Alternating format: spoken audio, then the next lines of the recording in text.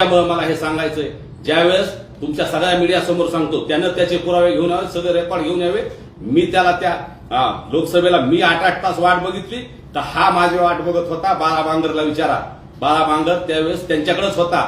त्याचा तो आत गेलेला त्याचा तो आका आणि त्याचा आका हे दोघं कशा रात्री किती वाजता आलते तिथं अचानक, आणि मला बाळा बांगरने अचानक आधी बोलवलं, नंतर हे माझ्या आधी हे तिथे येऊन बसले. हे वाट बघत होते का मी वाट बघत होतो हे बाळा बांगर सांगत. त्यावेळेस संतोष अण्णाचं प्रकरण घडलेलं नव्हतं, लोकसभा होती किंवा त्याच्या वेळेस आमचं त्यांचा काही वाद नव्हता, परंतु आमचं भांडण खरं त्यांचं लोकसभेनंतर सुरू झालं. मराठा ओबीसी वाद सुरू झाला, त्यांनी सुरू केला.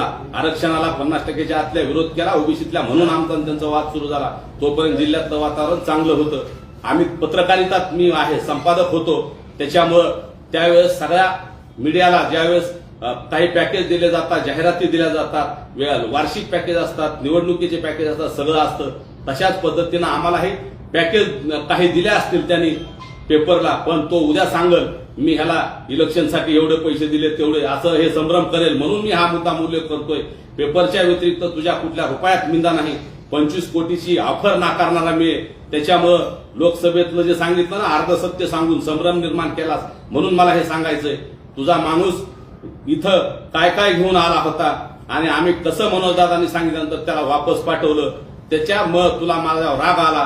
तुझ्यापेक्षा तुझ्या त्या आकाला राग आला आणि त्यांनी माझी थेट मला संतोष भैयानंतर माझाच नंबर लावल्याचं रेकॉर्डिंग सुद्धा आणि बाकी बऱ्याच गोष्टी मला तिथं सांगितलेल्या आहेत.